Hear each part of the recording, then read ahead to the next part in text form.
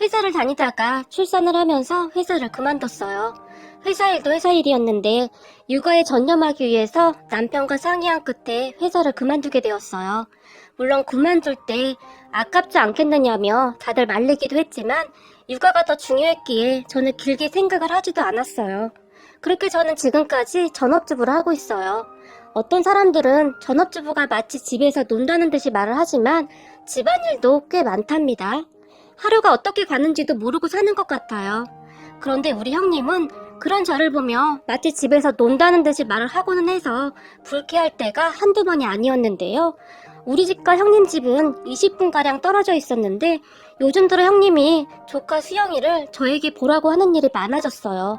처음에는 괜찮았는데 한 번, 두 번 시작을 하자 이게 반복이 되더라고요. 하지만 저도 직장을 다녔던지라 형님의 힘든 부분도 이해가 되어서 도와주려고 노력을 했어요. 그런데 시간이 가면 갈수록 이건 아니다 싶은 행동들을 많이 하더라고요. 급한 일이 생겼을 때는 저도 도움을 줄 수가 있다고 생각해요. 저희 친언니도 가끔 그러니까요. 그런데 어느 순간부터 형님이 선을 넘는다는 그런 생각이 들었어요. 그 부분 때문에 불만이 상당히 많아져 가기 시작했는데요. 어느 날 형님이 수영이를 저에게 부탁해놓고 또 늦게 왔어요. 그런데 알고 보니 헬스장에 다녀왔더라고요. 그런 형님을 보며 제가 참다 한마디를 했어요. 형님, 저도 힘든데 형님 헬스장 다니시면서 이러시는 건 아닌 것 같아요. 제가 큰맘 먹고 형님에게 말을 했어요. 동서, 회사 생활 하려면 자기 관리도 굉장히 중요하잖아?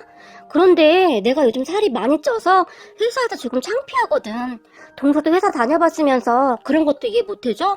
형님이 오히려 저를 원망하듯이 말을 했어요. 그런 형님에게 형님, 저도 운동도 하고 싶고 그래요. 그런데 이러는 건 좀 아닌 것 같아요.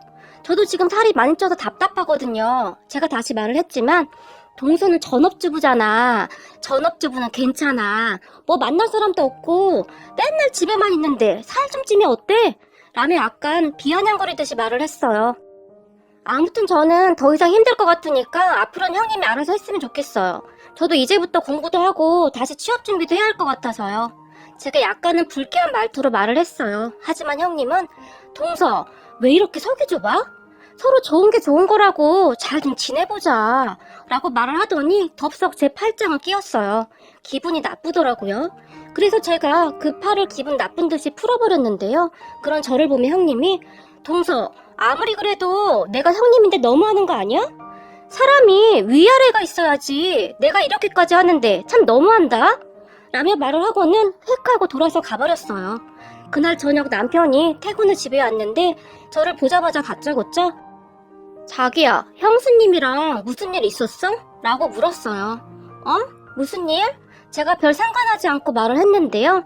아니, 아까 형이 전화해서 자기가 형수님한테 막 함부로 했다고 형수님이 울고불고 난리를 쳤다고 하더라고. 그런데 자기가 그럴 사람이 아니잖아. 그래서 내가 집에 가서 확인해 본다고 했어. 남편이 걱정스레 물어왔어요. 그런 남편의 말을 듣는데 상당히 불쾌해지더라고요. 앞뒤 말은 다 잘라내고 제가 하극상을 했다는 등 아주버님한테 아주 난리를 친 모양이더라고요. 그런 남편의 물음에 아니, 나도 종일 힘든데 형님이 헬스장 갔다가 늦게 왔어. 그래서 내가 그건 아닌 것 같다고 나도 헬스장 다니고 싶은데 못 다니는 거 아니냐고 했더니 너는 전업이라 살 좀 쪄도 괜찮다. 뭐 그런 막말을 하더라.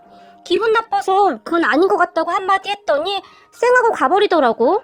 근데 그걸 그렇게 전달했어? 참 말이 아다르고 어다르다고 너무하네. 제가 어이없다는 투로 말을 했는데요. 진짜? 뭐 그런 사람이 다 있냐? 형수님 그렇게 안 봤는데 말을 좀 함부로 하네? 잘했어. 그런 말은 해야지. 그리고 수영이는 앞으로 알아서 챙기라고 내가 형한테 말해놓을게. 진짜 뻔뻔하네? 남편이 흥분까지 하면서 말을 해주었어요. 남편은 평소에 집안일도 잘 도와줬고 아니 당연히 같이 해야 한다고 생각을 하는 사람이에요. 남편은 제가 회사를 그만두게 된 부분을 굉장히 미안해했거든요. 그런 남편의 말을 들으니 저도 마음이 조금 풀리는 듯 했어요. 그런데 형님은 그 뒤에도 막무가내 행동을 계속했는데요. 남편이 아주버님에게 말을 했다고 했지만 형님은 계속해서 저에게 수영이를 부탁했어요. 그러던 어느 날 형님이 드디어 일을 내고야 말았는데요. 수영이를 데리러 우리 집에 왔던 형님이 미안하다며 과일을 들고 왔는데요. 차라리 그냥 오면 좋았을 텐데 왜 그랬던 것인지 저는 지금도 이해가 안 되네요. 형님이 과일을 사왔는데 과일에 전부 다 50% 할인택이 붙어 있었어요. 하지만 저는 그럴 수 있다고 생각했는데요. 그 과일을 내밀던 형님이 이거 50% 할인택이 붙었지만 진짜 비싼 과일이야. 동서 평소에 이런 과일 못 먹어볼 것 같아서 내가 큰맘 먹고 사왔어. 원래 전업주부 하면 어려워서 이런 거 잘 못 사 먹잖아? 라는 말을 했어요. 도대체 무슨 생각으로 그런 말을 했던 것일까요? 그런데 그날 마침 우리 남편이 집에 일찍 와 있어서 형님이 하는 말을 다 듣게 되었고 남편은 참을 수 없는 수치심을 느꼈다고 합니다. 형수님, 그게 무슨 말씀이세요? 어머, 서방님도 있었구나. 아까 그게 무슨 말씀이시냐고요? 갑자기 남편의 엉덩이 높아졌고 아니 그렇잖아요. 아무래도 전업을 하게 되면 여러 가지로 쪼달릴 거고 그러니까 비싼 과일을 어떻게 먹어보겠어요? 형님이 다시 말을 했어요. 그 순간 남편이 제 손에 들려있던 과일을 빼앗더니 다시 형님의 손에 세게 쥐어주며 저희는 이런 거 안 먹으니까 가지고 가세요 라고 말을 하더니 형님을 문 밖으로 밀어내버렸어요. 아 진짜 말이면 다인 줄 아나? 사람이 기본적인 예의가 없어. 남편은 진짜 화가 난 듯 했고 아주버님에게 전화를 해서 다시는 우리 집에 오지 말라고 난리를 쳤어요. 그리고 잠시 후에 아주버님이 우리 집으로 쫓아왔는데요. 완전히 난리가 났어요. 우리 집에 들어서자마자 아주버님이 야 이게 어디서 형수한테 말을 함부로 해! 라며 우리 남편에게 삿대질을 해댔어요. 그 모습에 제가 깜짝 놀라서 뭐 하시는 거예요? 라며 둘을 뜯어말렸는데요. 그런 저를 보며 아주버님이 제수씨도 그러는 거 아닙니다. 아무리 그래도 우리 집사람이 형님인데 제수씨가 너무하는 거 아닙니까? 라며 말을 했어요. 그 모습을 지켜보던 우리 남편이 우리 집사람한테 뭐라고 하지마. 형수님 하는 행동을 봐봐. 진짜 개념을 발 말아먹었어? 어디서 말을 그냥 막 하는 거야? 남편이 아주버님에게 소리를 질렀어요. 뭐? 너 지금 뭐라고 했어?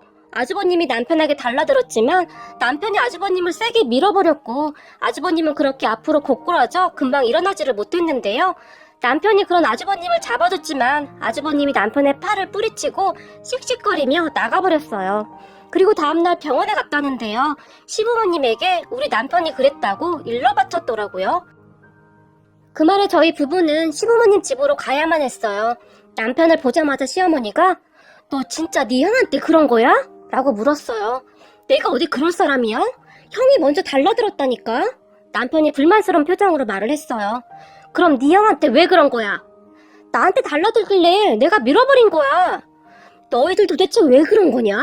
내가 이유나 좀 알자. 시어머니가 우리 부부를 보며 물었어요. 그렇게 남편이 그동안 형님이 한 행동들에 대해 다 말을 했는데요. 남편의 말을 듣던 시어머니가 저를 보더니 그동안 너한테 계속 수영이를 부탁한 거니? 네. 그런데 형님이 그러고 나서는 헬스장 갔다 늦게 오고 그래서 제가 한 소리 했더니 아주버님한테 제가 눈치를 보면서 말을 했는데요. 됐다. 안 봐도 화나구나. 아이고 한심한 인간들. 시어머니가 한숨까지 쉬면서 말을 했어요. 그런 시어머니를 보며 근데 형수가 우리 집사람 전업주부라고 막말을 하잖아. 진짜 너무한 거 아니야? 남편이 말을 했어요. 그렇게 얼마 뒤 시부모님이 우리 부부와 형님 부부를 시댁으로 불렀어요. 그리고는 형님에게 너는 앞으로 수영이 둘째한테 보내지 말거라. 싫다는데 왜 자꾸 보내서 이 사단을 만드는 거냐? 시어머니가 단호하게 말을 했지만 형님은 전업주부인데 그것도 못해줘요? 우리가 돈을 안 주는 것도 아니고 성의 표시는 하고 있다고요. 전업이라 힘들 텐데 오히려 잘 된 거 아닌가요? 정말 뻔뻔스럽게 말을 했어요. 그 말을 듣던 시어머니가 그걸 지금 말이라고 하는 거냐? 꼴랑 얼마 주지도 않으면서. 그리고 둘째 내가 싫다잖아. 싫다는데 왜 자꾸 그래? 이번에는 잔뜩 화까지 내면서 말을 했어요. 그럼 우리는 어떻게 해요? 형님이 억울하다는 표정으로 말을 했어요. 그건 니들 사정이지. 그래서 둘째는 그것 때문에 회사도 그만둔 거 아니냐? 그걸 왜 둘째한테 가서 그래? 어머님, 저 서운해요. 어차피 집에 있는데 서로서로 좋은 거잖아요. 동서는 돈 벌어서 좋은 거고 우리는 우리대로 좋은 거고요. 형님이 다시 말을 했는데요. 그 말에 우리 남편이 형님을 보며 형수님, 자꾸 돈돈 하시는데요. 우리가 형수님네보다 돈 많아요. 라고 쏘아붙였어요. 그 말에 형님이 서방님네가 돈이 어딨어요?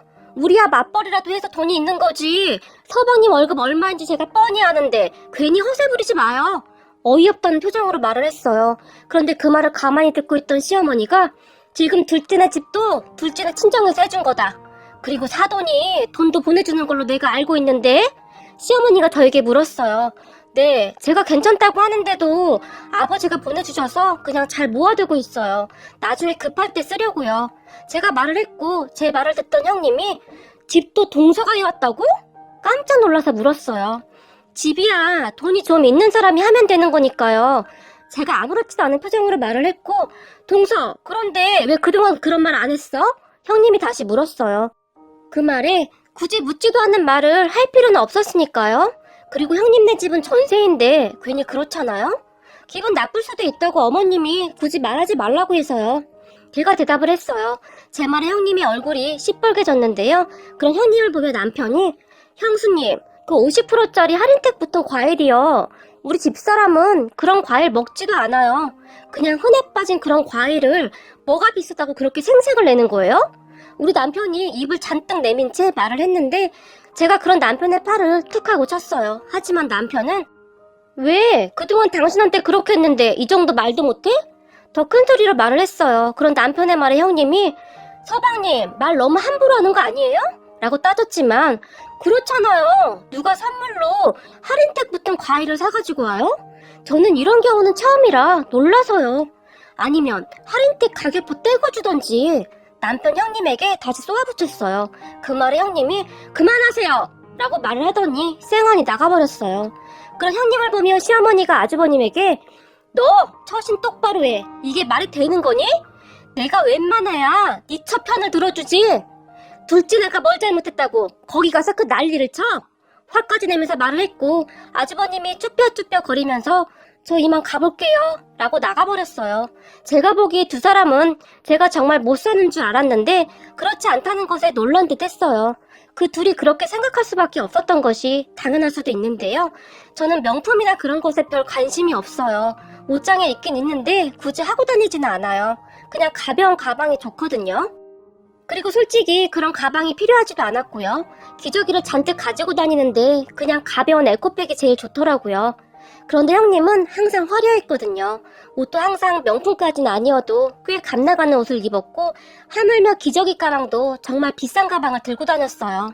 어찌 보면 허영심이 좀 많았던 것 같아요. 그랬으니 그런 저를 보며 비웃을 수밖에요. 제가 얼마나 초라해 보였겠어요. 겉모습으로 사람을 판단하는 사람이었으니까요. 그런데 제가 기분이 더욱 안 좋았던 부분이 말이죠. 우리 친정이 잘 산다는 말을 들은 뒤로는 형님이 그런 행동을 하지 않더라고요. 그러던 어느 날 우리 남편이 승진을 했는데 친정아버지가 축하한다며 자동차를 한 대 사줬어요. 남편이 그동안 10년이 넘은 중고차를 타고 다녔거든요. 남편의 알뜰한 모습에 기특하다며 사주셨어요. 그런데 그런 우리 차를 보던 형님이 동서 친정 부자라고 하던데 그것도 아니네? 차가 좀 작은 거 아니야? 부자들은 엄청 큰 차 타고 다니는 거 아니야? 라는 이상한 말을 했어요.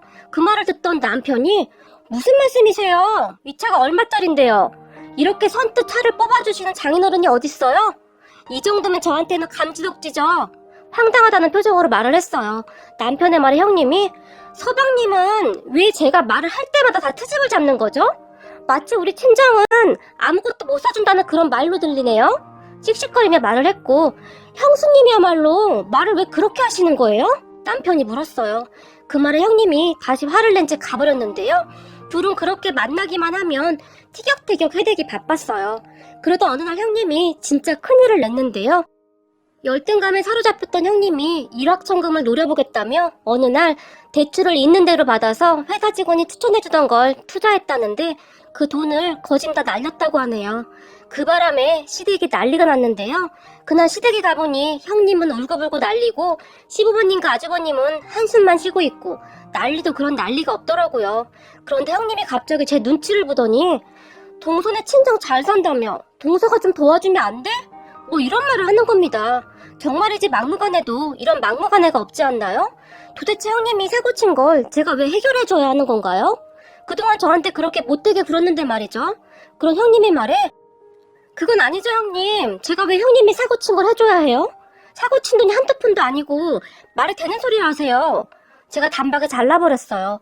그럼 제 말에 형님은 동서 너무한 거 아니야? 돈이 없는 것도 아니고 지금 우리 길거리에 나앉게 생겼는데 좀 도와줘도 되는 거 아니야? 그까짓 돈 동서한테는 그냥 우습잖아. 형님이 오히려 저에게 화까지 내면서 말을 했어요. 그 말에 남편이 무슨 소리 하시는 거예요? 그리고 형수님 돈 많잖아요. 들고 다니는 백도 다 명품이던데 돈이 왜 없어요? 화까지 내면서 말을 했어요.